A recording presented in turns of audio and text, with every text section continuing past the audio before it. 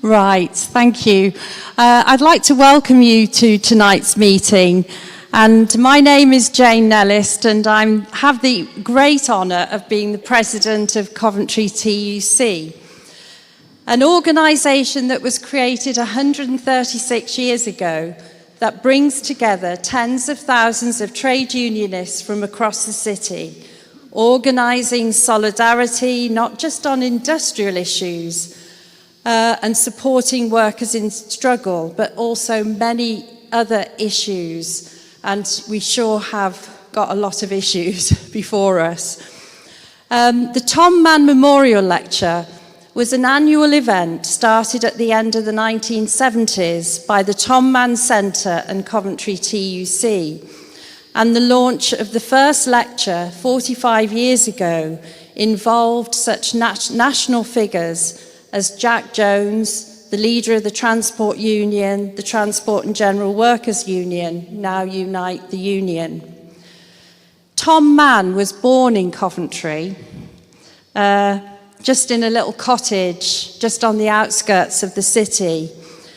But he became a national leader of the transport and engineering unions. He was one of the leaders of the Great Dock Strike of 1889. He was the first General Secretary of the Independent Labour Party, and in 1920, a founder of the British Communist Party. He was a socialist and a great writer and orator, able to articulate the struggles of working people, but more importantly, organise them. He only had 3 years of formal education, going on to work in one of the local coal mines in Coventry. So he was self-taught, basically. He was undoubtedly a pivotal figure in the development of the labour and trade union movement, and we are very proud to celebrate his life and his work as a Coventry kid. We celebrate his legacy, but more importantly, we set this in the context of what's happening in the world today, and there's certainly a lot happening. We're delighted and honoured tonight that our guest speaker for tonight's meeting is Michael Mansfield KC.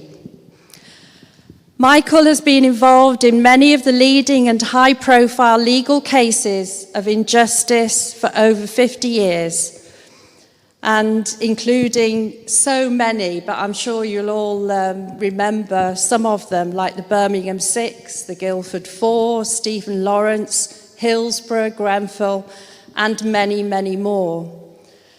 Now, we normally have a lecture and then some questions at the end of it, but tonight we're going to do it a little bit different. We're going to have a conversation.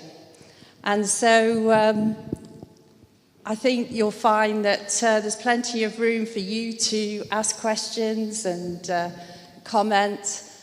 So we'll just go with the flow. So, Michael,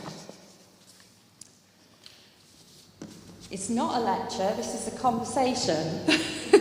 Right. Can I just explain what we're talking about? First of all, can I thank you all? Can you all hear, first of all? No. I don't like these things, they get in the way. I end up sneaking into them. But if you can hear my voice everywhere, do stand up if you can't. Well, if you can't have my voice, you can't even say stand up. But if I fade away, it's not just age. The reason I'm not giving a podium-style lecture is I find them too formal, I'm getting too old for it, and anyway, I can't stand up for an hour. So I thought, if you don't mind, I'm going to do it sitting down, as they say. I can stand up at odd periods, particularly if we get into, in a real debate, I'll start standing up. But so thank you very much for coming. Don't worry, I'm going to pause for breath in a minute. But the idea is, and I've done this many, many times, which is it's like, in a sense, coming home. I don't know all of you, obviously. In some places I know.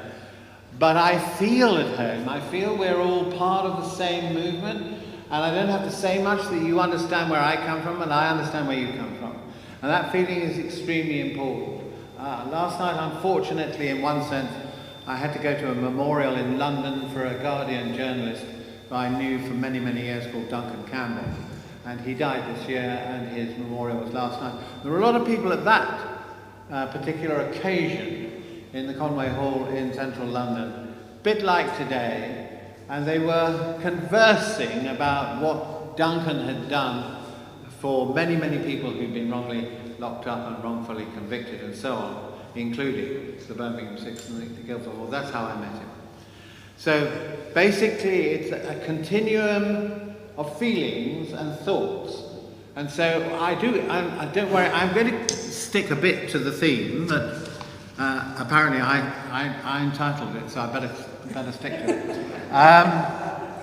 Which is suppressed democracy. And I know it's linked to protests which are going on right now, and some of the people who are here today are involved in active politics on the street, which is excellent.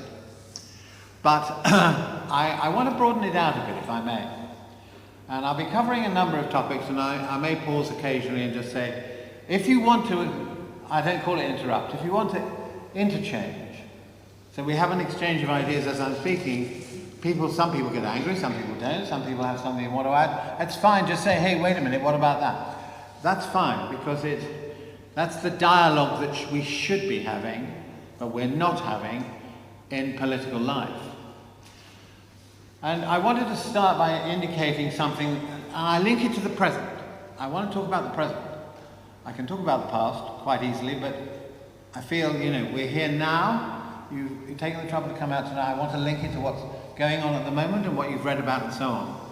But there are some things you might not have read about, but you might like to after today. It's linked to suppressed democracy. And that is, first of all, something called spy cops. Now, how many people here are aware of that inquiry? Oh, quite a lot. Well, you're an informed audience. They haven't broadcast it much for obvious reasons, but unbeknown to a lot, I'm what they call a core participant. And I'm a core participant, meaning I'm a party to it, because it won't surprise you to know I've been under surveillance ever since I began. Now, one meeting I had like this, I started by describing where the fire exits were, if people want to leave rather quickly because they'd had enough, whatever. And I said, by the way, is there anyone here? It's kind of a joke, really. I just said, anyone here from Special Branch? Hand went up. And I go, what? And it was a member of, and he's so, what, is there one?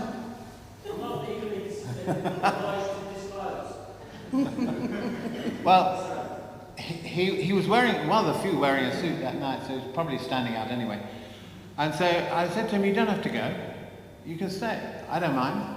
You've been listening to all my other speeches and meetings and God knows what. They infiltrated everywhere, which is what this inquiry is supposed to be all about. They've already had one bit dealing with the way in which mainly women in that first group module that they've done, dealing with greenham and environmental issues, how women were betrayed and also obviously lied to, deceits practiced all over the place, and there's been a very stinging report about a state within a state, the Special Demonstration Squad that existed. Now, of course, things have changed in terms of there won't be a squad under that name anymore, but the idea of surveillance, obviously, and keeping an eye on people who they think may be undesirable is still going on.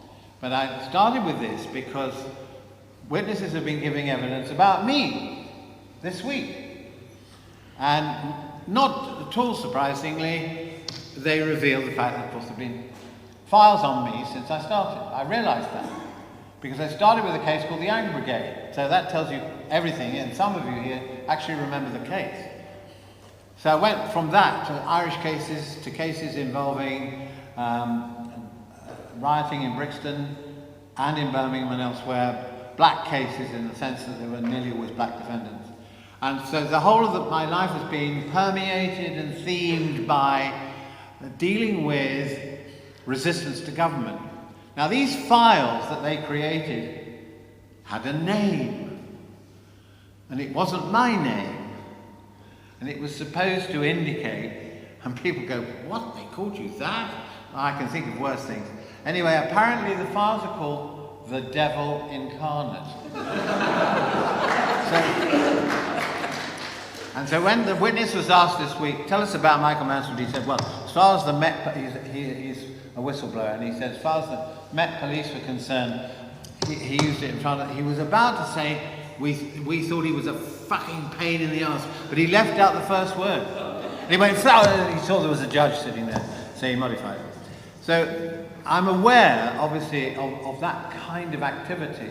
The inquiry is extremely important. It's taking too long. I've got other thoughts about inquiries and how they can be remedied to suit present circumstances rather than taking 6 to 10 years and costing millions. But it is beginning to do a job of at least uncovering what a government is capable of doing. Not that it will necessarily surprise anybody here of what governments of any hue may be doing in order to consolidate power, because that's essentially what it's about. And so this part of the inquiry at the moment is revealing, and I can't, because of various things, I can't say exactly what it's revealing, but I can deal with it in general terms because it's in public, and you can go and hear the bits that are in public. Again, it won't surprise you that they were infiltrating meetings like this, because that's where they thought. Well, it was under the cover of disruption. They were dealing with public disorder. They thought this is where the public disorder would come from. So that was the justification. But the real reason, of course, was the power axis, that they wanted to know where the threats were coming from. And this showed you the extent to which they were off the planet, because the groups they were dealing with were small, very active but small. They were not a threat to national security, and none of this should have happened in the way that it did. I don't know what's going to be the report of this particular section of the inquiry, but it has an importance for all of us to be reminded of what the excesses can be and the risks that you run. And of course it runs into the demonstrations and the marches and the protests that are going on at the moment. But linked to suppression of democracy, which in a sense, that's what a state within a state, because the questions I've asked to be answered is, who set that up in the first place? Who authorised it? You're not telling me that ministers didn't know what was going on. Millions of pounds being these are the questions that really matter. Not the people on the front line who did the deceit, that's bad enough. But who managed to get away for 40 years? This organisation under various names existed. So that's one of the questions we are awaiting an answer to and a report on. So that's stage number one. But it links into something else that has happened at the moment, and it's extremely important and close to my heart. And that is juries. Now you may wonder how that relates to the question of suppression of democracy. And it's easily overlooked because you're not being given the true reasons as to why a Labour government wants to get rid of juries almost entirely, but not entirely. It is a completely bogus reason. I spent, over 50 years defending juries to the hilt. Why? Number one, the jury system is a democratic process. It's one of the few democratic processes that works. Surprise, surprise that they don't like it. It works because, I don't know, have many of you been on juries here? Oh, you have, that's great. Because most of the people I meet who've been on juries, not allowed to talk about what they did on the jury, but they're allowed to say, did you enjoy the experience? Did you feel it was fair? And so on. But most people, certainly that I meet anyway, are in favour of keeping the jury system because they feel not just the democracy of it, but it's the fairest way of passing judgment on your peers, on your fellows. that was what Magna Carta was all about. Magna Carta wasn't all about justice delayed and denied, which is what they're trying to preonate at the moment. So it's a question of 12 ordinary people, 12 citizens deciding, rather than what are they putting up? One judge?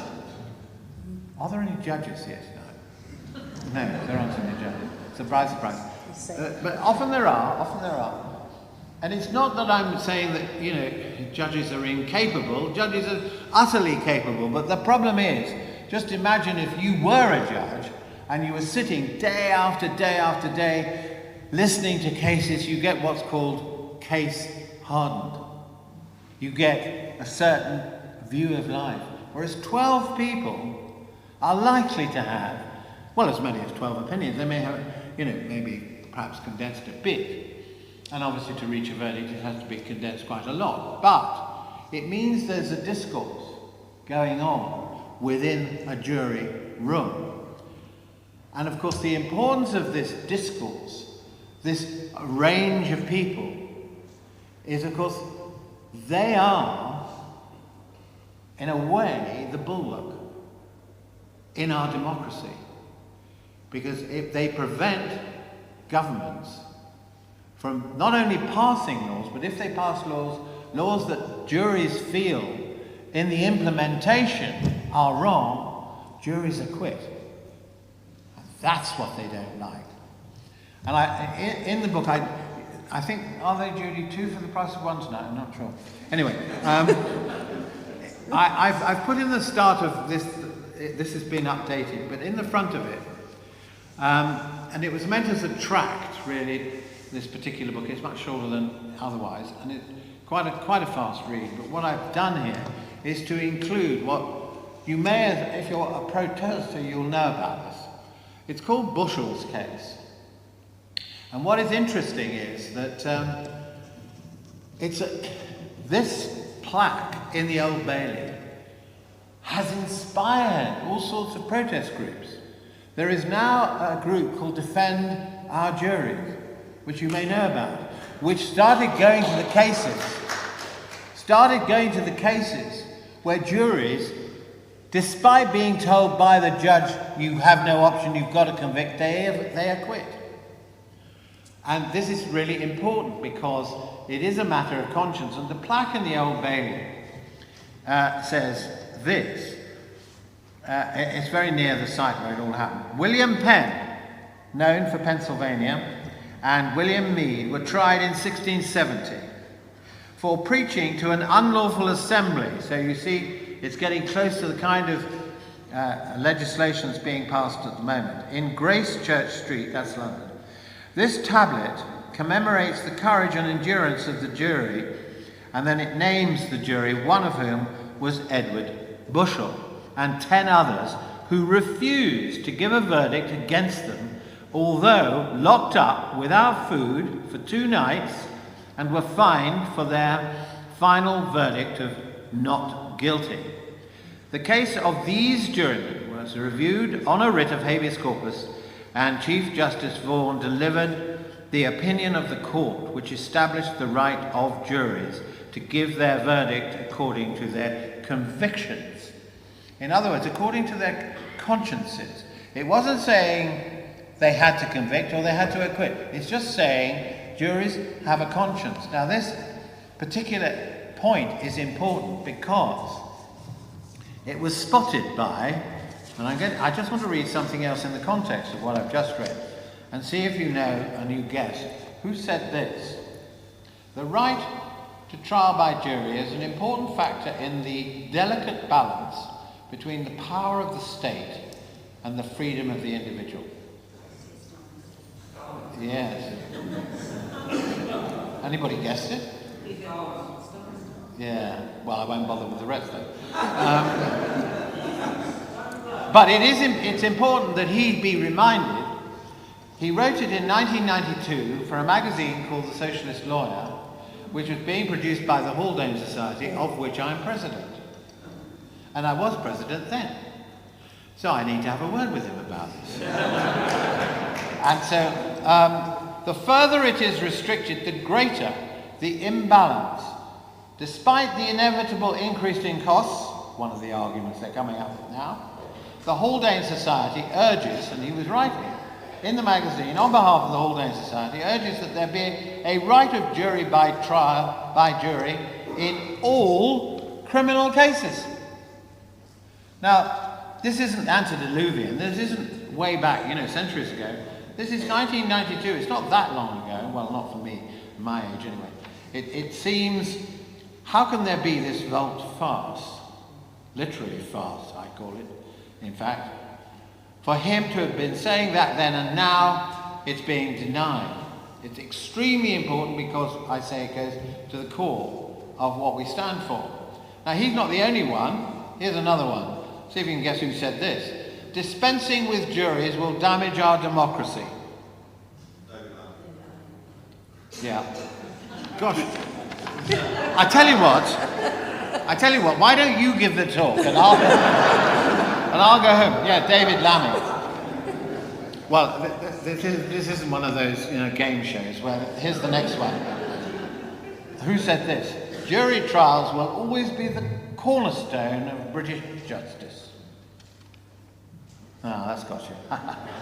Oh well, you win 2-1. Anyway, no, the interesting thing is that is said by Sarah Sackman, Labour MP, and she's Minister to Courts and Legal Services, and she said it on the 27th of November this year.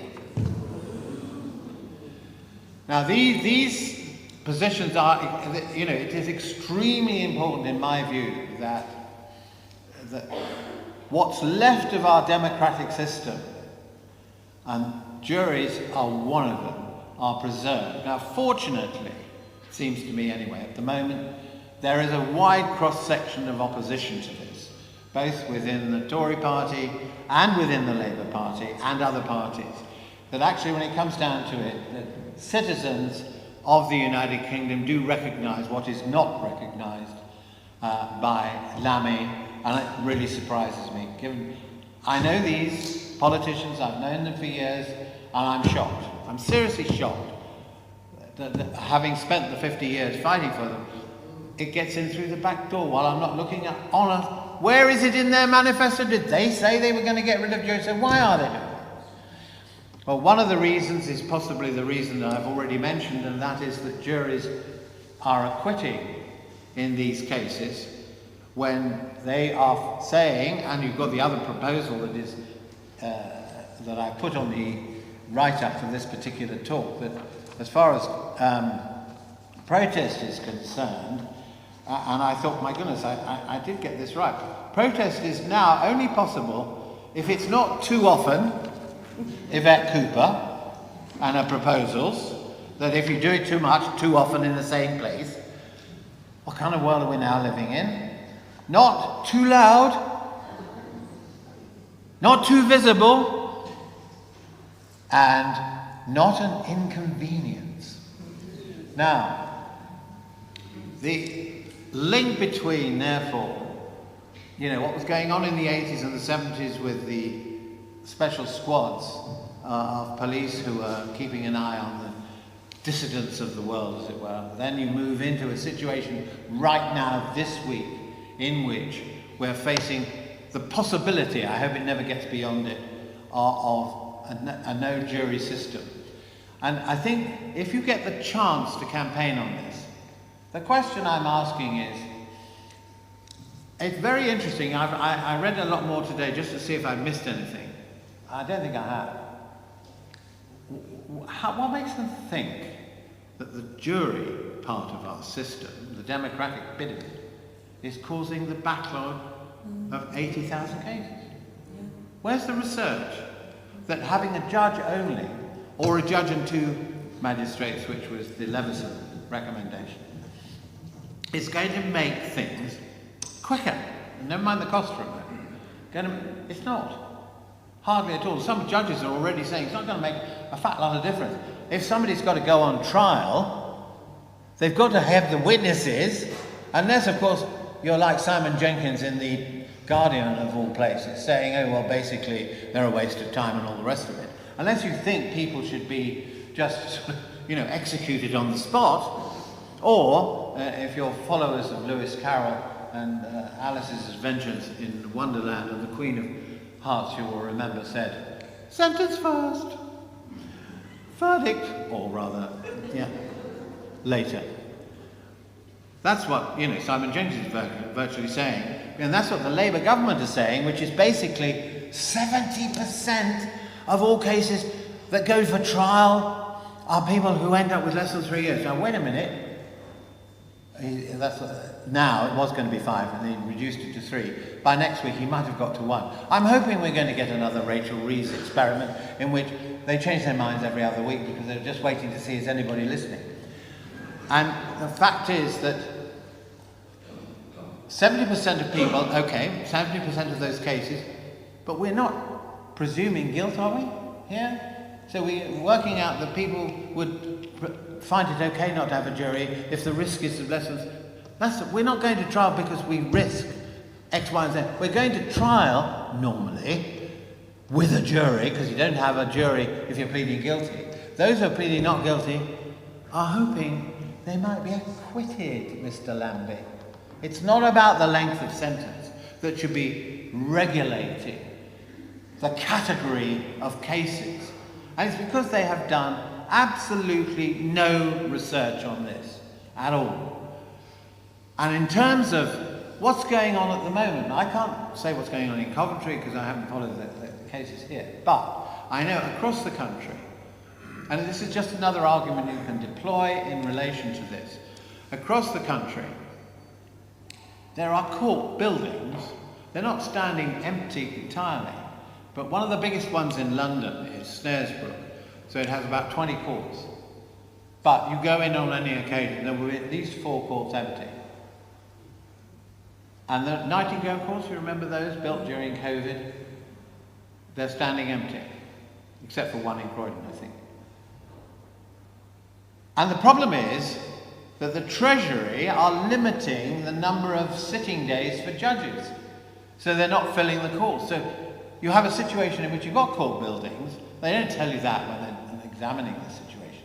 And some judges are beginning to say, we could have solved this problem. The problem isn't juries. The problem is, as it is with the NHS, as it is with our schools and education, there's been insufficient investment into the system to ensure that you've got provision there, which the provision enshrines the values. And one of the values, as far as the law is concerned, as far as I've been concerned, has been the value of having a jury at the core of it. And so it's the system which has failed. Now don't tell me, I don't want to know that they haven't got the money. I've heard this so many times, you've all heard it so many times. It's very interesting that when they need the money, there isn't such a black hole as I thought there was, or whatever. They borrow money hand over fist. I don't want to be a situation in which we're constantly borrowing money when the national debt is big enough already and the interest being paid on it is extraordinary. So it's not we don't want a debt culture, but we want a proper investment which leads to a thriving, growing economy if you've got the right education, health. It's the 5 pillars of, essentially the 5 pillars of socialism at the end of the Second World War. And Clement Attlee, standing in the Methodist Hall, not this one, Central Hall, Westminster, which some of you may be familiar with. And if you've never watched his speech, it's a phenomenal speech in which he has a vision for the future, which requires money to be spent on these very things I've just been talking about, which is, of course, that was the seeds. He sowed the seeds of the welfare state, almost a dirty word. And no doubt if there was reporters from the Telegraph or something here, they'd be saying I was talking wokeism. Interesting that Lammy chooses the Daily Telegraph all the time to be broadcasting what he wants to say. But so the situation, as far as juries are concerned, there's a massive argument. There are good arguments to be deployed, and I think it needs collectivity again, standing together, and so forth. Now, I'm slowly, eking my way towards protest itself.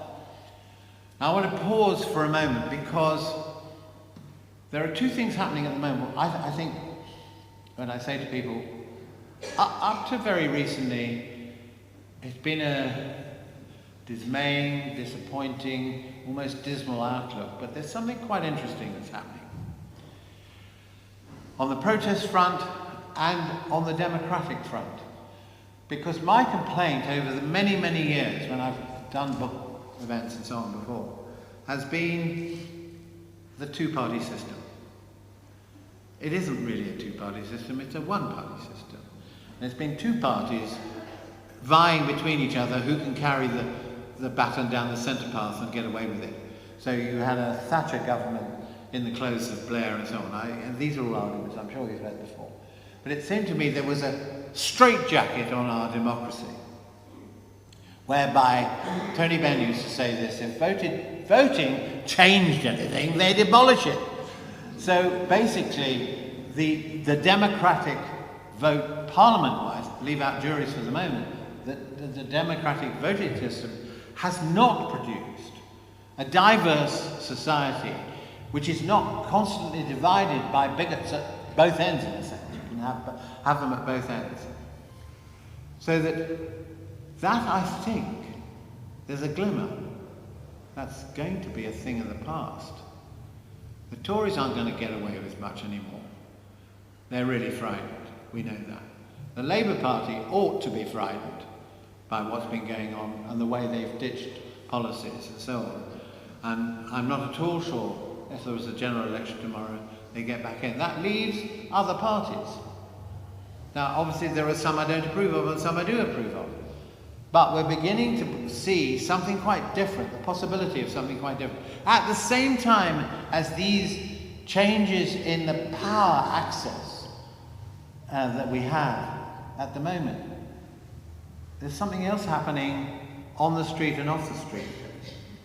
And I want to concentrate on the fact that, if I had a better physical ability and mobility, I'd be out there myself, and I used to go on lots, marches and rallies, but I can't do it so much.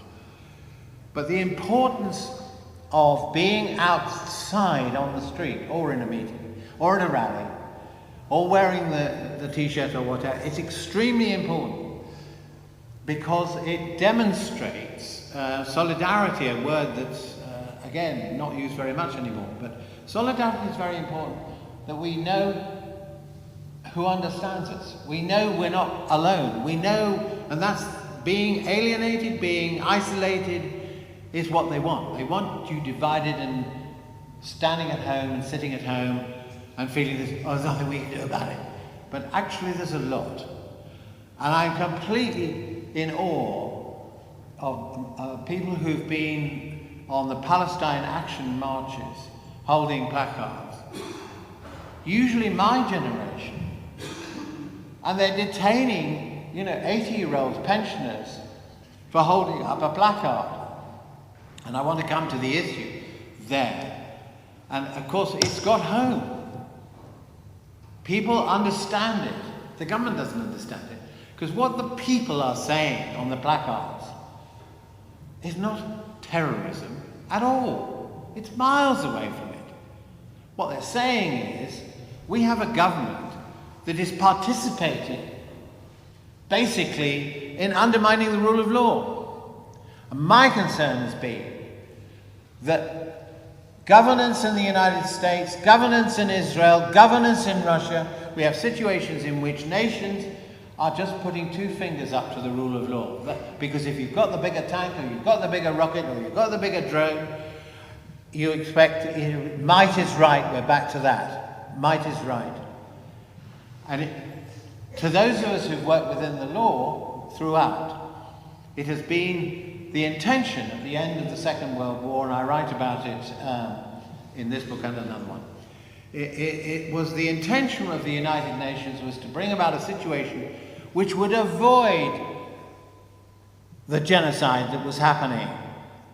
What happened to the Jews at the end of the Second World War, and during the war obviously as well, could not happen again if nations were to find a way within an international framework, the rule of law. But of course, you had an axis within the Security Council Russia versus America. If one said one, the other said the opposite. So there's been little or no progress and no reform of the Security Council, although I've been there myself in the hope that it might change. And of course, this has been the problem in the Middle East, that what should have been happening, and what I've been trying to argue, is where's the United Nations in this? Where's the task force that moves in to stop the killing and ensure that food gets to the right place and medical aid? No nation was prepared to stand up and suggested it. Some smaller nations suggested it, but the big ones didn't get involved in this argument. But this provision there, the General Assembly of the United Nations actually voted in favour of a task force moving in yonks ago to stop what's been going on. But nobody's moved a finger. It's back to, we better persuade them not to fire their bullets anymore. And so that vision of, as it were, megalomaniacs, which we're living in at the moment, setting an example which is followed, which percolates down. So what the people holding the placards are saying is, actually, people who spray a bit of paint on aircraft are facing allegations of terrorism, because it comes under the Terrorism Act, because they're a prescribed organisation. I'm sure you know the arguments that are running. It's being litigated at this moment. At this moment, I'm involved in one of the cases, so I can't publicly at the moment talk about it, but the issues at the base of these cases is very simple. In other words, there's a swathe of humanity in this country and over Europe and elsewhere in the world saying the massacres, the adverse acts of humanity, inhumanity that have been going on have got to stop. So ordinary people throughout the world, globally, feel strongly, and they're saying to their governments, how dare you participate? Who are the terrorists in this situation? Actually, the government is close to acting as if they are a pariah and terrorist state by what they're doing in their participation. Of course, they deny that. But all the average person is saying is, we're trying to say, by spraying a bit of red paint on an aircraft, is to say to everybody, it's got to stop. And if you won't listen, we just want to demonstrate a way in which, and that's Palestine action obviously, direct action. Now, whether they are going to de-proscribe, I don't know, but the people who've been holding up the banners are part of a situation in which you have to be very careful. This is a very different society now. Careful what you say in public. Because words, if they're in support of, whether they're written down or not, of a proscribed organisation, even if you don't know the organisation is proscribed, if you say or write anything that is supportive of that organisation, and at the time you do it, you are reckless. And you need to know these things because people are getting obviously worried about where they stand on this. If you are reckless in saying that in public, so for example, in relation to a prescribed organisation, I'm not going to name any of them, but I could do, and there are obvious ones that you know about, that organisation, you approve of the fact that that organisation has built hospitals or schools or roads. Or you approve of, even if you don't mention the name, is that supportive of the prescribed organisation? And are you doing it on the basis that you're reckless, that somebody in the audience, somebody will be encouraged by what you're saying to support the prescribed organisation? So you can see, and I'm not actually going to talk about the case I'm dealing with, but in principle, the act that deals with this is Section 12 of the Terrorist Act. 2000 has been amended, so it's a more recent amendment. So that's come in as an extra provision. And this is important because the European Convention is constantly being derided. But I think it's worth remembering and citing that the English courts have finally, over the last decade or so, recognised the important changes that have been brought about by the European Convention. Now, there are 3 articles. You probably know them all, but I don't want to take up a lot of time reading all of them. I'll read the most important one, which is probably the one that comes to mind. In other words, what the European Convention was doing, and it's a, if you like, a knock-on from what they were trying to do in the United Nations at the end of the Second World War with the Charter of Freedoms and so on. The European Convention is an echo of that. But one needs to go back to it just to see how important it is. Article 10, and it's applicable here domestically because it's been incorporated in the Human Rights Act. So the same wording, essentially. It's your right. And of course, the way it comes into play, I'll come back to in a moment. Everyone has the right to freedom of expression. Now, Article 9 deals with the freedom of thought. Article 11 deals with assembly. So it's 3 very important freedoms. And they're often glossed over, and you think, oh, well, yes, of course it is, like the right to life and so on. This right shall include freedom to hold opinions and receive and impart there's a word missing there. Ideas without interference by public authority and regardless of frontiers. This article shall not prevent states from licensing of broadcasting, television, and so on. Now, so it's not an absolute right, as you may know, it's a qualified right. So the state is allowed to place restrictions, but there has to be very careful restrictions. They have to be scrutinised carefully. The exercise of these freedoms, since it carries with it duties and responsibilities, may be subject to such formalities, restrictions, or penalties as are prescribed by law and are necessary in a democratic society in the interest of national security, integrity, or public safety, for the prevention of disorder or crime, for the protection of health or morals, for the protection of rights of others, for preventing the disclosure of information received in confidence, and so forth. So there are quite a range of, if you like, empowerments for the state. And those that applies to 9 and 11, similar sort of wording. Now, the importance of this is that you say, well, how do we exercise the right? Well, that's what I'm coming to. And we have a right to express ourselves, and we should be able to express ourselves freely. And of course, it's one of the basic rights. All our great authors, whether it's Shakespeare, George Bernard Shaw, George Orwell, even also, he came up with the ones. He said, the right to free speech. If liberty means anything, it means the liberty to tell others things they don't want to hear. And this is exactly the quote I gave to the judges in a particular case the other day. They all started laughing.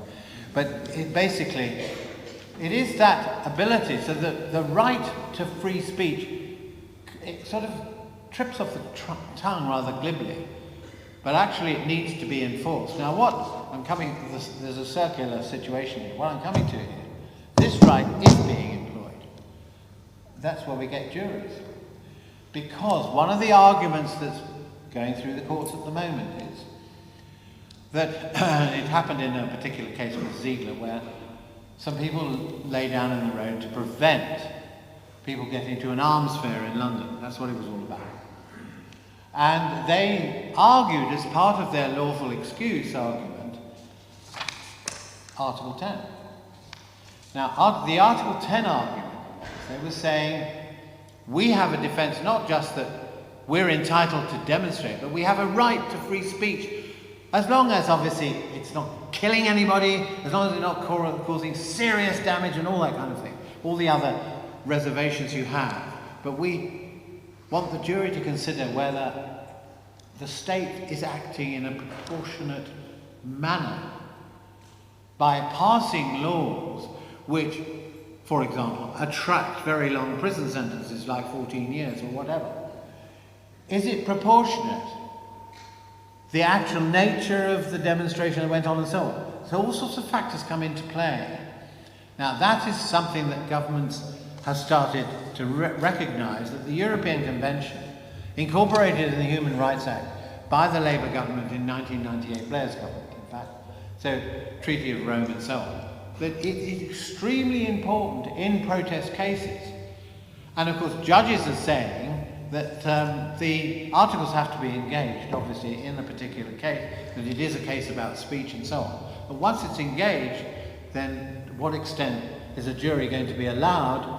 And of course, once juries get the opportunity to exercise, but when they realise what the importance of the issue is, although the courts say the issue is not at stake, it's whether you broke a window or you lay in the road, and it's a factual situation. But actually juries, as with bushels, have consciences. And it is, we say anyway, I say that it is perfectly proper for a jury to be able, and should be able, to look at the bigger picture. And so that if in fact all that somebody's doing is making a point rather more forcibly than writing a letter to your MP in order to get home and get to a wider audience without causing major disruption, obviously, that's a different matter. I think a few protesters today visited the Ritz Hotel in London, or was it yesterday, and they dumped a little bit of manure. But to say, you know, these are actions, you might say, in one sense, of course, it's disruptive, but it makes a point about the rich, taxing the rich. That's the point that we're trying to make. And what I think, I'm sort of going to stop for breath in a moment, is that public demonstration itself has changed. I still think it's very important to have the physical presence on the streets. But I don't know about you, but I'm inundated by various online campaigns. Now these are also important, but the problem I think with them, there's a lot of them. You know, Avaz, been going perhaps the longest, Change.org and so on. And there are a lot, Defend Our Juries is another one. There are lots of them. And they're quite effective. And they give you information. However, the problem is we've got a information highway saturation point, which is so much that most of the MPs that get this kind of material have, well, certainly my local MP seems to have a sort of churning out a sort of template of answers to them. So, in fact, the effect of these online campaigns, they're important, I think, now for alerting the public. They're not necessarily bringing about the change within government, but they are alerting people because they're presenting the facts you might not get round to seeing, because either you don't read newspapers anymore, or you don't watch television, or you don't believe the news you do see anyway. So you get involved in that way. So as a means of involvement, I think these campaigns are extremely important. But I see them as subsidiary to the main object, which is to ensure that people gather together as a unit and can be seen together posing something which governments have to deal with. And what interests me is, in a country where we are supposed to have freedom of assembly, the examples I've got over the last year or so, I used to be at one time president of the organisation called Republic. And of course, protest laws now, if you're going to have a protest, certainly not even a static one, you've got to get police permission, and they tell you how many, for how long, and all the rest of it. All the provisions you're probably aware of. But Republic went through the whole thing. This was for the coronation. They wanted to be seen on the process with their banners, you know, not our king and all that. So what the police did a raid on the morning of Graham Smith, who I know has been running it for years and years and years. They cooperated. They told the police where they were going to be. They were arrested and detained on the basis that the banners they had might be offensive weapons and so on. And the few that managed to demonstrate, what did they do? They parked huge vehicles in front. So when the king came by and the queen came by, they couldn't see anything and they couldn't hear anything. They're all about, this is how the British do it occasionally, which is another way of dealing with people who dissent. And I think the other thing I thought was absolutely extraordinary is Trump. He visits, and you know, Windsor business. You can't even hear the amount of opposition in the distance. Nobody. So he goes up the main drive and there's not a soul there. So he obviously thinks it's a wonderful homecoming for him, and he's not only seeing the king, but you know, the people of the world adore him. It's all rubbish, it's all nonsense, you know that, I know that. So it's manipulation of these situations, so that although on the face of it you have freedom of speech and assembly, it's often very difficult to exercise them, either because of the risk of arrest, or because you're going to be shut out, or you're facing, in some of the, I heard last night some pretty horrifying stories of where right-wing demonstrations have been, particularly over refugees and immigrants and hotels you've heard about. The violence can be serious, and in some cases the police do have to intervene in a way that you would never have expected a few years ago to protect those like us who are sort of making non-violent protestations about what is happening to people who deserve to live and have the chance of living in the same way as others. So I've done a sort of roundup of various things that I've been involved in over the last few weeks and the last few years.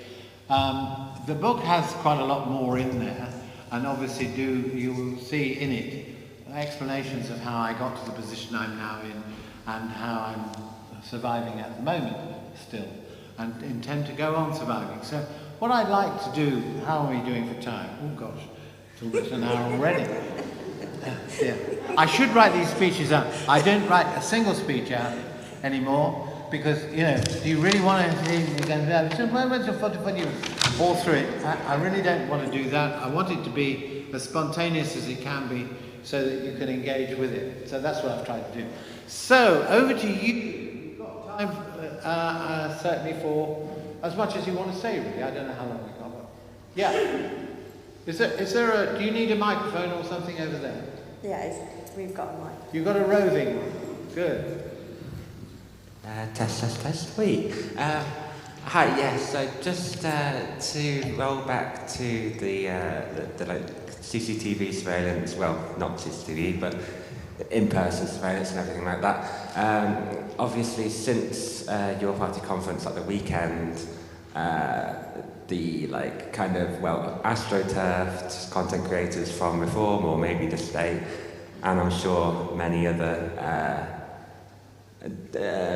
people interested for the wrong reasons have remembered that it's a thing, and so essentially I'm looking for like advice on whether to, not whether to, but like advice on like spotting like kind of infiltrators like that, or avoiding surveillance in order to have like internal discussions in a safe environment, etc.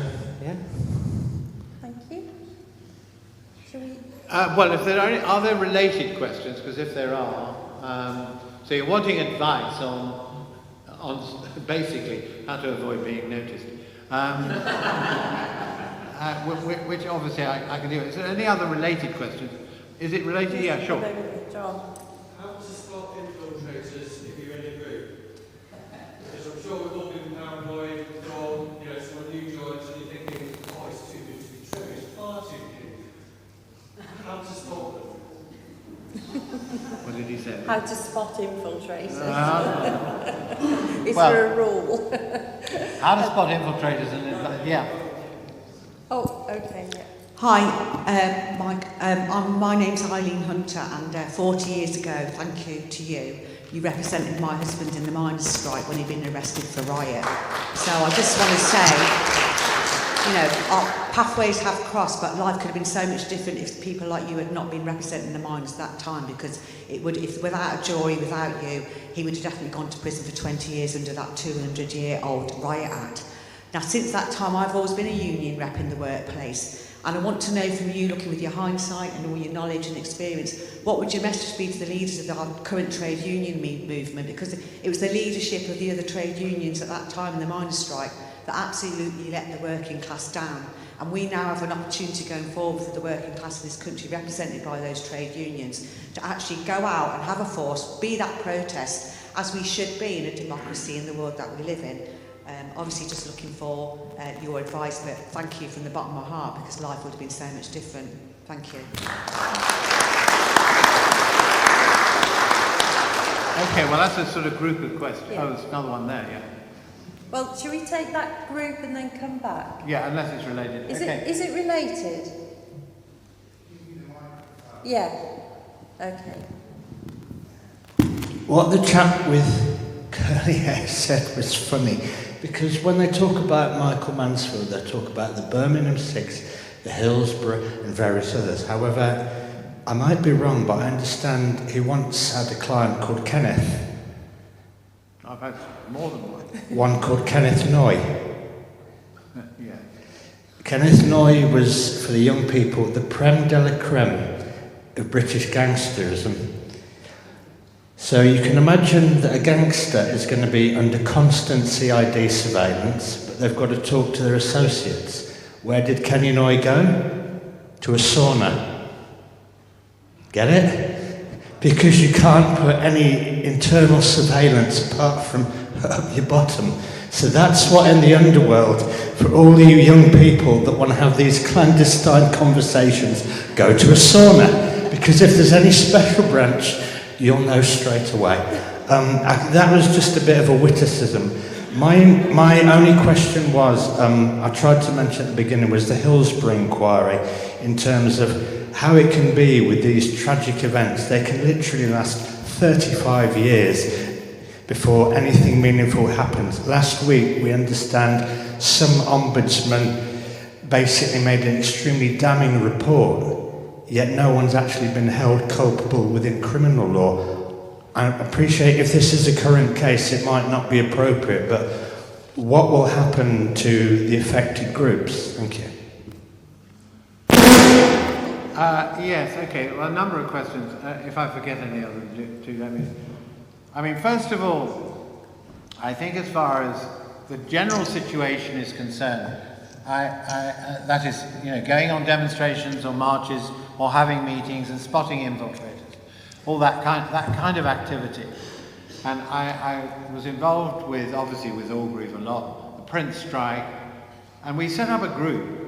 It stemmed actually, interestingly enough, from Orgreave, because one of the reasons that in the end we won Orgreave hands down, and why now, finally, although they're very slow off the mark, they have agreed to have, at last, a form of inquiry there where there's been no accountability to horrific injury that were handed by police, South Yorkshire and others.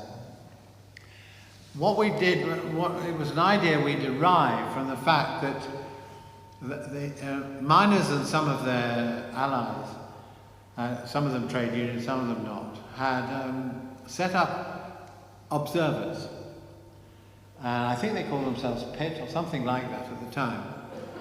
And the reason that we won the cases, part of it was that the police were unaware that they were being filmed. And there's one particular track which my wife at the time filmed, or got onto her film, Battle of Orgreave, of a miner had stuck himself up a tree with a camera, and he filmed the most horrific events going on below, even though the police, when it came to the trial, denied anything like that had happened. And of course, once they began to see these photographs, and particularly of the arrests and all the rest of it, because the people doing the arresting hadn't seen anything. They'd been deputed to go and do the arrest. So the untruths of what happened at Orgreave were uncovered by people who had been on the spot and willing to keep an eye on it. Now, I set up a group with somebody else called LOG, Legal Observers Group, for the print workers and for the poll tax situations and so on, lots of situations, where to begin with we were unmarked. Then we started wearing yellow vests, and then we do work in couples. So one would be keeping a note of things, the other would be making a record. Until, of course, the police got wise to that and started getting very difficult and very aggressive and preventing them. You can't prevent them going at all. But it made a big difference because they suddenly found themselves in court with somebody else, often a lawyer, who'd say, well, I was there, I saw what happened, and he didn't throw a brick or whatever it happened to be. And I think as active groups, when you're this process, again, you can't do it in the same way because we're now dealing with online surveillance much more now. In other words, it's not going to happen quite so much on the street. The infiltration that's going to take place isn't going to be the kind of infiltration that the Spy Cops inquiry is dealing with now. It's all moved much further on. It's much more disparate. It's about facial recognition. It's about the accumulation from, you know, where you go and shop, where you live. They've got massive, and they want ID cards and all the rest of it, as you know. The collation of information is going to be centralized. So it's the collation of information so they know more about you than you do yourself, rather than having people out on the street. So when we talk about advice about how we're going to avoid being spotted by somebody or whatever, you still need to have an awareness on the street. You still need to have people who are there, whose main function is in fact to have a safeguarding eye over the procession, the rally, whatever it is, and who is positively looking for people. And often they look really out of place. They can't find how they can shout the same slogans or whatever it happens to be. So you get used to picking out the people who you think, and you keep a closer eye on them. But really the bigger job is actually online security. In other words, we've moved on to a situation now whereby you have to be very careful about what you say and who you say it to, and the information you put out there. And social media is the biggest disaster, as far as I'm concerned, ever. People are out there saying absolutely ludicrous things, and also wicked things, bullying of the kind that leads to suicide. So it's a situation in which we now have a free-for-all most of the time. And I think if you're very active and you want to maintain that activity, for goodness sake, don't stick it on social media. You know, so you've got to learn to communicate in other ways, and there are other ways of doing it. So I think you just need to be aware. And lastly, I say to people, you know, don't be afraid. If you're basically keeping within the law, and that's what these articles are about. You have a right to say what you want to say, as long as you're not inciting racial hatred, of course, because that's a restriction that is justified. So you would probably support that. So of course it's within a framework of the law, but don't be frightened that somebody's going to misinterpret. If you are sure of the principles that you want to stand on, then don't be afraid to speak it. That's what they want. They want a form of silence in which people will be too afraid to say or write anything. So I think the basic position is, again, solidarity. If you know you're part of a message that is perfectly lawful, perfectly legal, it's got to be put out there. Because at the moment, you can see on social media, who's dominating social media at the moment. I'm sure you're all aware, because I don't participate. I don't have and don't put anything out there on my own. But I do watch and see what others put out there. And there's some pretty horrific stuff. And it seems to me that you have to be, therefore, in the light of what is happening, extremely cautious about how you frame what you're doing and what you say, but not frightened to the extent that you become silent. So I think, you know the old phrase about before the Second World War, they came first for the Jews and then for the trade unions, and who was left to defend me. So that idiom, that story about, which I'm sure is a perfectly well-known narrative, that you have to be standing shoulder to shoulder. Sorry, somebody's got a question. I've got Darryl next. Darryl. Darryl. It's an opinion question.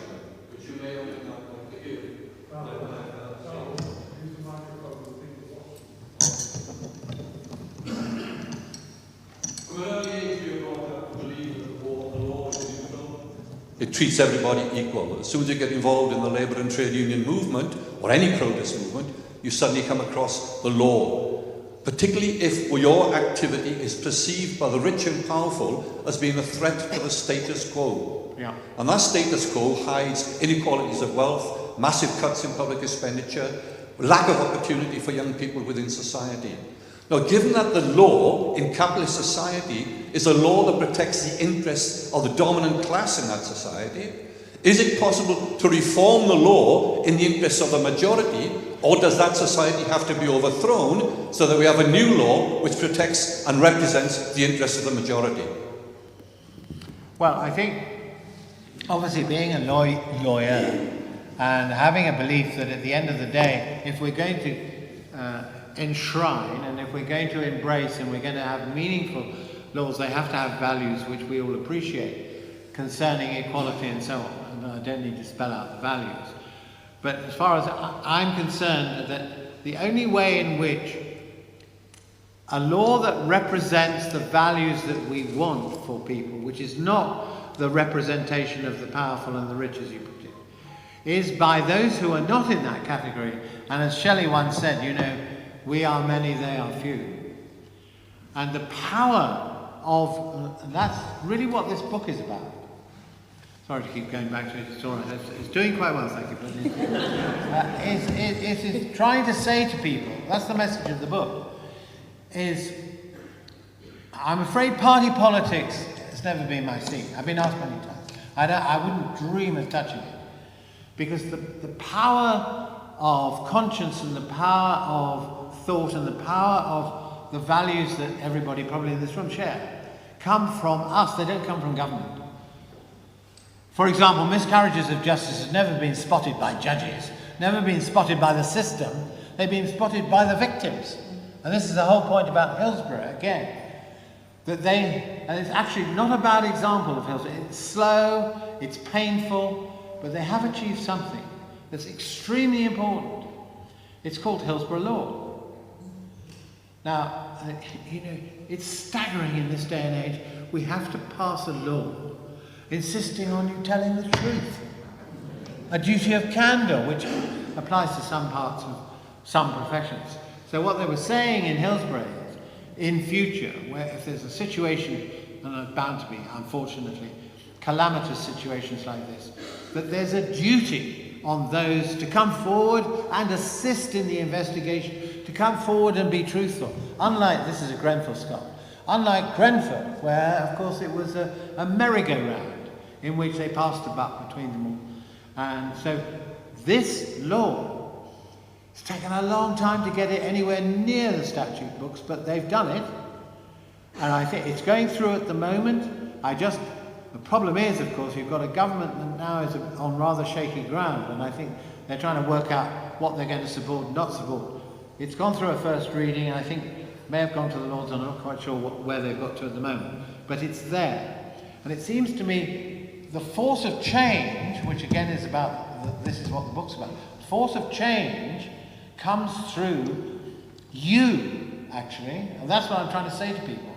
The change that happens, and it does happen, within my lifetime it's happened. And it mustn't be thrown away. And so I feel, you know, as a sort of guardian of the change that has been made, and some of the changes are good changes, they've got to be upheld. And that goes back to the rule of law and all the rest of it. And the United Nations Charter, the European Convention, and all these other things that people want to undermine. That as a lawyer, I want to, as it were, uphold those. So I don't have much faith in government. So overthrowing the government, I'm just going to get another lot, not that different to the ones that went before. I'm much more interested in the way in which communities come together and change. I've got an illustration right here down the road in Coventry. When I first moved here, I didn't realise it had happened. And the way in which there was, I cited in here actually, and that is it's to do with the environment much more. A local community group decided they wanted to make a difference because they'd had enough of the politicians not making a difference. So they had a People's Commission of Inquiry, of which I've chaired a number, but not this one. And they called experts.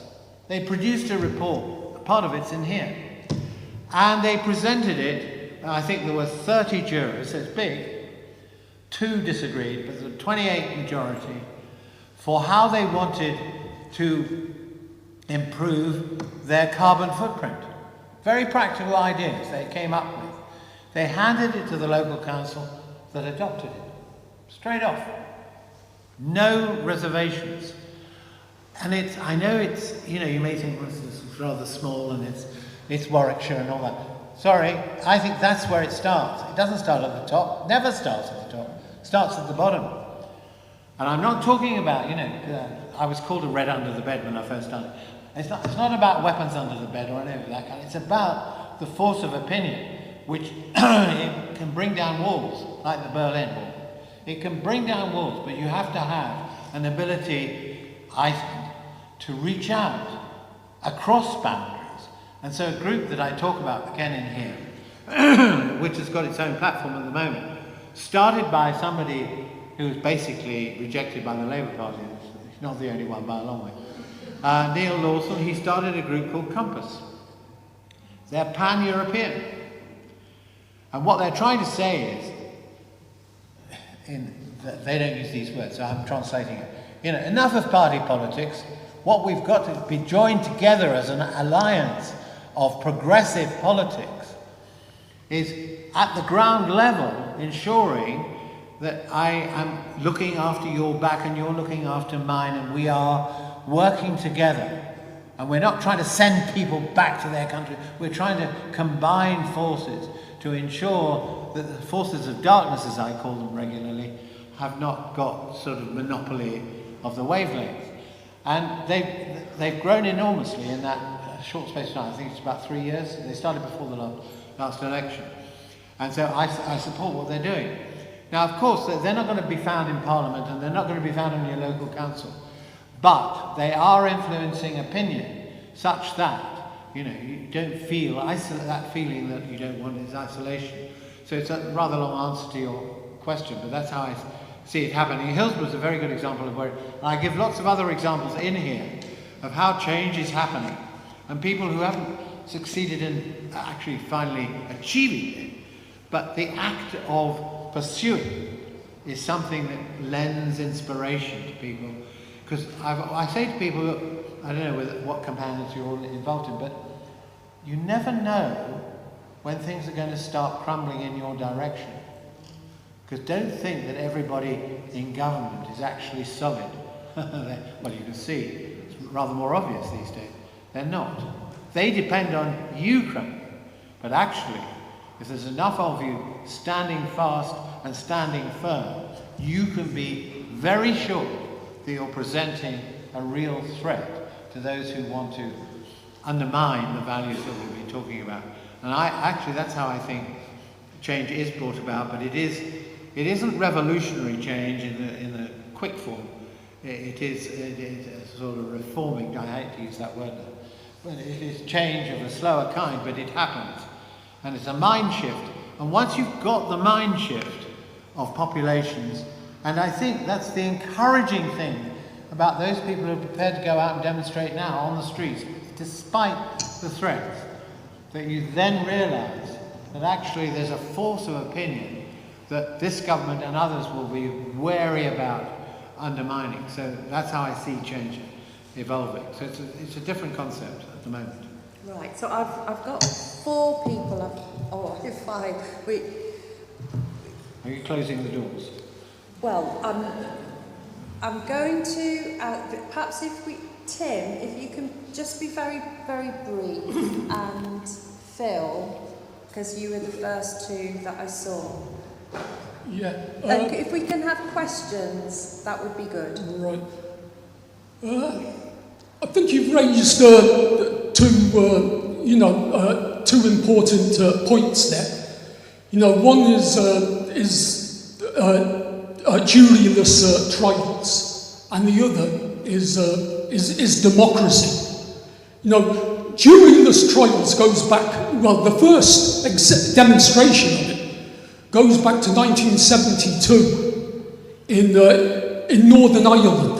That was the time of internment without trial, where the Diplock courts were set up to actually forego due process and ensure that convictions, were forthcoming. This just like the like internment itself, the roundups by the police, was directed primarily against Irish Republicans. Very few loyalists were ever caught up in this. Sorry, Tim. You know, Can you get to your question? Yeah, but I'm sorry. Democracy. Now, democracy is a special, is a coercive thing. It's a special form of rule by one class or another, whichever is the dominant class in power. Then democracy is how it rules, how it keeps another class in check. Question. So actually, democracy is a sham. What do you think that there is any chance of us getting democracy under the conditions of capitalism? Because after all, the executive and the legislature are in the hands of our class enemy. Thanks, Tim. I'll leave it at that. Thank you. Phil.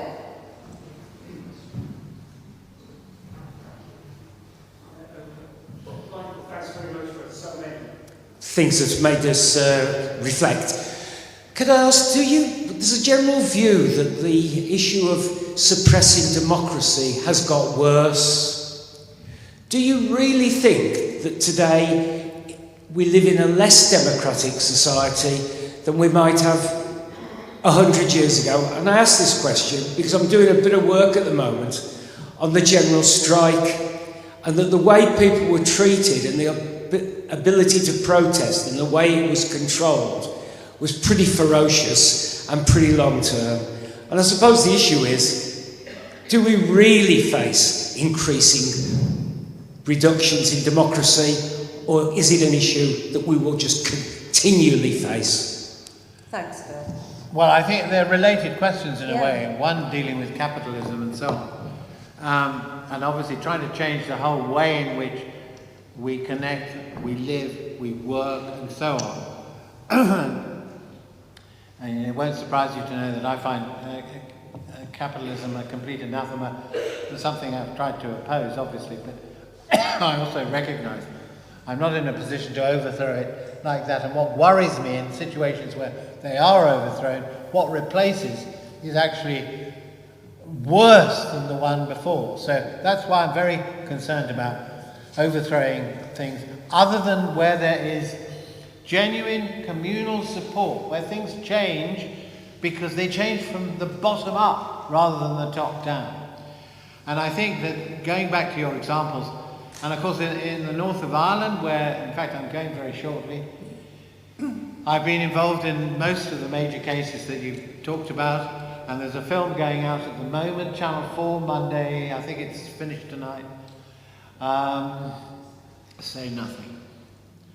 And it's a very fun, I've only seen the first episode, but I've got the book, and I represented the person, Dollars Price.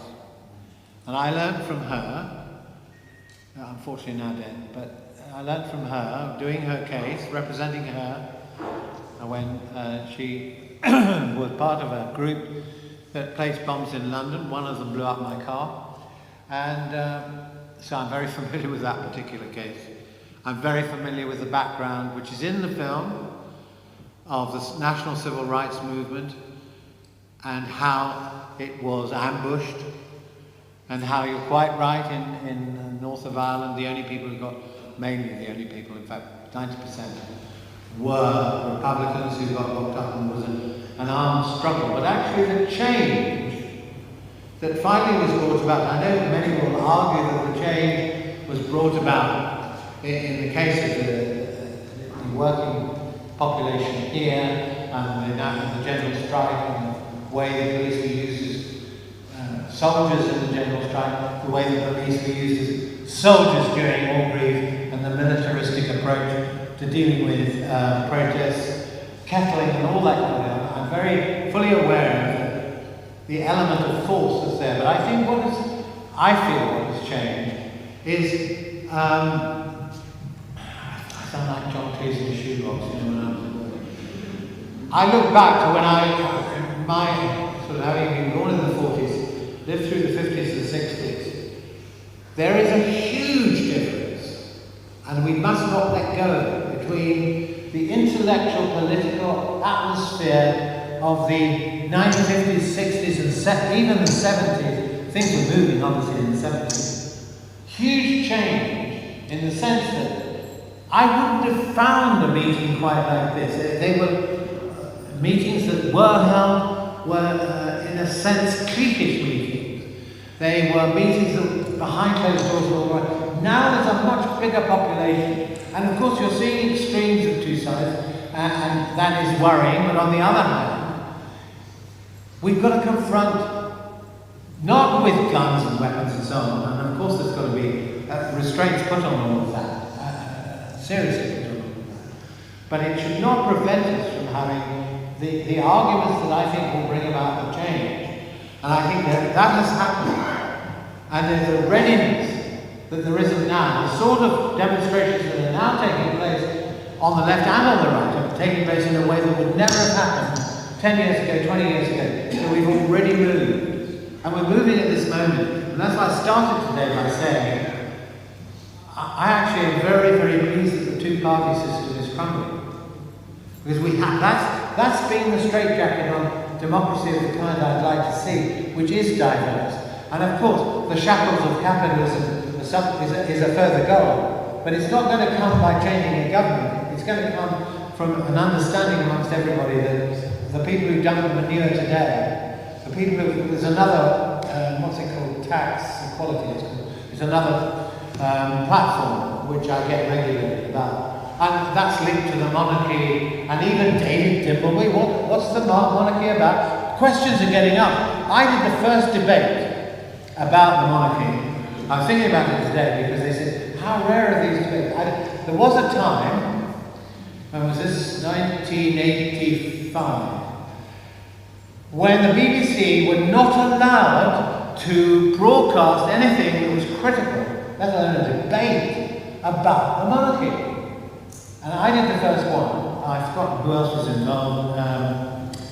We'll come to it in a moment, but other politicians were involved, and it was a debate with a jury and all the rest of it.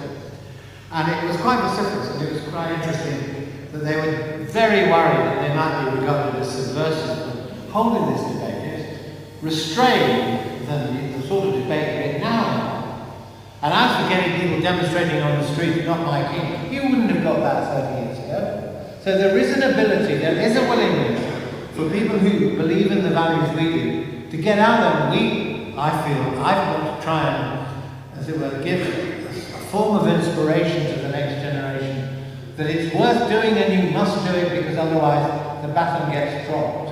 So that's why I'm keen that the message is continuing. But it's a message coming from below, not on top. All the stories in here are people doing it from below, not from on top.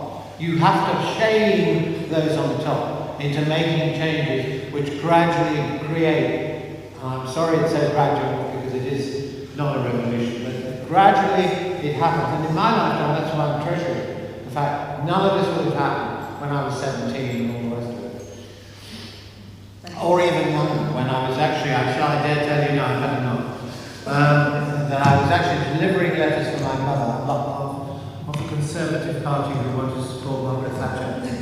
And I've got all these letters from Margaret, to my mother Margaret. Say, dear Margaret, thank you so much. And who did she thank? Me, because I delivered the letters. And if I hadn't delivered them, what a change there might have been. No, at the back, and then, the woman at the back. You had to come. This is a lawyer's question about Article 10. And judiciary has gutted the right to protest and the right to free speech. But the words of Article 10 say it is a fundamental right. And that is never cited in cases like Ziegler. They treat it as just one of many rights, not a fundamental one. It never gets the weight that word implies. And then looking further down Article 10, it says, move the microphone away from your mouth a bit. okay, so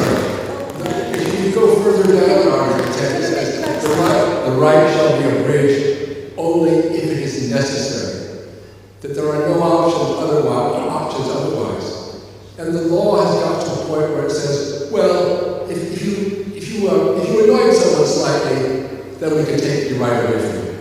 Not that this person could have gone down a different road, could have postponed a different day. Why is that argument never made? I never hear that about the real nature of arguments. The answer is that argument is put forward.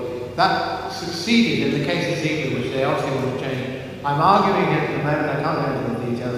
Exactly those points are being argued at the moment. So they're not lost at all at the moment. It may seem like that, but actually it's not. It's I'm pleased to hear that. It's vociferously being argued at this moment. Thank you. Yeah. Hi, I'm Sharon. I'm here with colleagues from the COVID Bereaved Families for Justice West Midlands group. Obviously, all within the group have lost loved ones, be it spouses, parents, siblings, and a small child. And our lives will never be the same. There is no going back to normal for us. Now, we've had our own beliefs about what to do going forward, about what needs to happen. Michael, thank you for your People's COVID inquiry. And recently, I think last week, we had Module 2 COVID inquiry, the outcome of that, which again showed that the government significantly failed the people of this country. Now, if these failings had caused so many deaths in any other field, people would be being held to account. If it was a pilot, if it was a surgeon. So what can we do to hold those people to account? How can we make sure that our loved ones are not forgotten? Oh, right, yes, okay. Well, that's an interesting one. Again, it's in here. But many of you may have missed it. Because governments, international and national, do not always, well, in fact, a lot of the time, do not implement the laws that they should and turn their back on the laws that they should be implementing. You have this process now, which has grown over the last 10 to 15 years. And that's another change. In other words, I gave an example in Warwickshire. People's inquiries, where communities say, well, if you government are not going to, international as well as now, if you're not going to do your job, we'll do it for you. We'll point out. I know it takes time, it takes energy, it takes resources. I sat on something called the Russell Tribunal for 4 years. We went all over the place, including to Palestine, because we were dealing with the question of apartheid and war crimes in the Middle East. And it was set up, originally the idea was Bertrand Russell in relation to Vietnam. So it was born out of his brain that there should be a conscientious citizen's form of justice, in a sense, because it would bring about an element of accountability. Obviously, they don't have the powers that the state have, but it's the power of the people speaking loudly. Now, we did this over COVID. It's still out. You can see I haven't brought it with me today, but we did a report. 4 months it took us.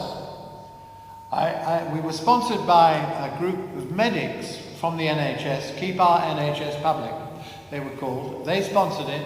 We had experts from all over the world. We couldn't do it in physical presence because of COVID, so we did it remotely. And there were a panel of judges, one of whom had been the president of the BMA, highly qualified. I was chair, we had a barrister presenting it, and we came up with a report entitled Misconduct in Public Office, which is a crime. And we attached it to Boris and others. We sent that report in back in John Cleese again, in 2022.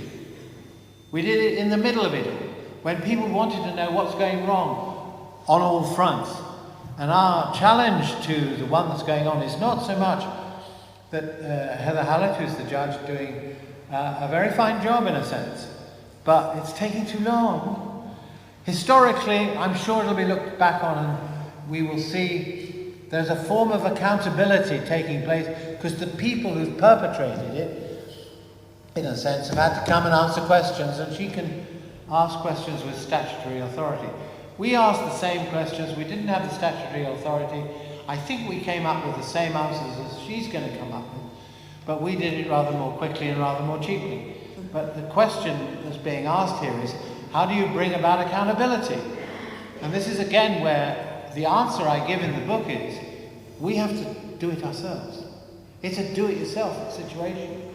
And most people say, well, you can't possibly do it, but you can. That's exactly what they did in Warwickshire, exactly what happened on the Russell Tribunal, exactly what's happened. There's another one going on at, what was the last COP, whatever it was, in Brazil recently. There was one guy, they asked if I'd go, but I couldn't go because I was in the middle of the case here. They had one there. Did it get any publicity? No, it doesn't, because the mainstream media aren't interested. It isn't the kind of inquiry they want. So our inquiry got very little publicity, although it got read by a lot of people. And I do, if you'd like to see it, it's there. And I did a podcast recently, and I think somebody in the audience saw the podcast I did recently about why we did this. And it's an amazing report, well written, well indexed, well researched, that we did. And I think in a sense that what Heather Hallett's doing is in much more depth, and she's got the politicians out there. That's fine. But we need to be developing a fast-track public inquiry system so that it happens closer to the time and people get answers closer to the time before perpetrators like Hillsborough retire or disappear, they lost the documents or whatever it is.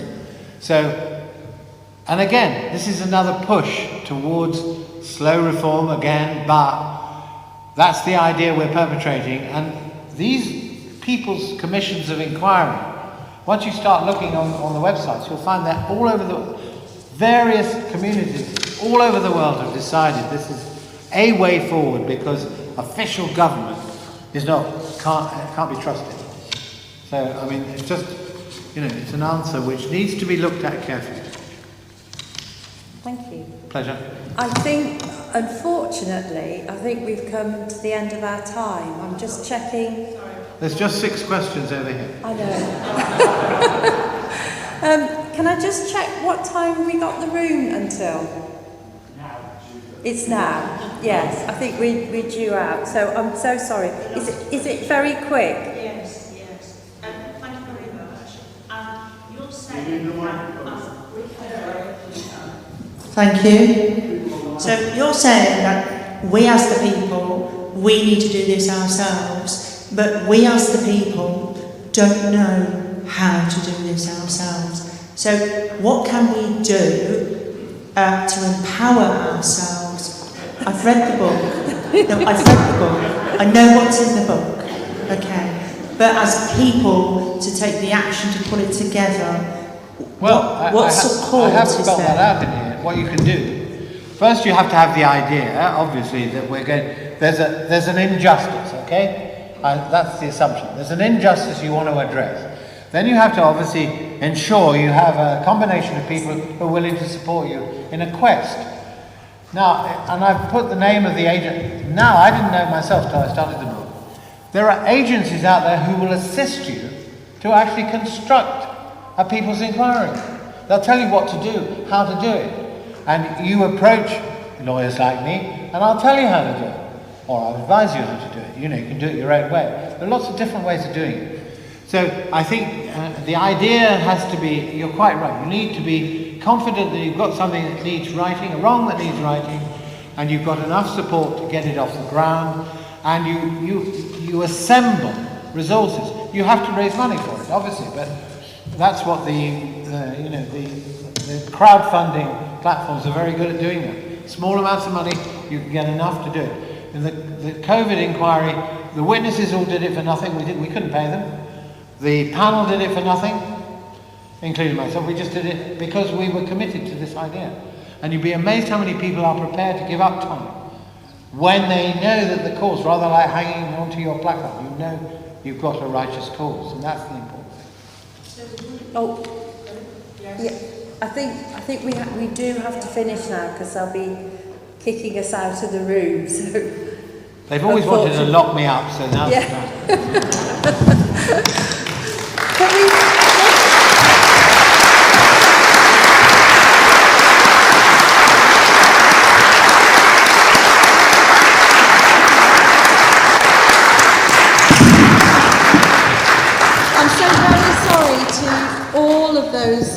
people who had their hands up at the end and I couldn't join in. But thank you all for coming this evening. I think a huge thanks to you, Michael, for your contribution. I think you've got us all thinking, and you brought back a lot of memories of I'm that some old? of them. No, but you know, a lot of us have lived through these events and are still living through them now. Thank you.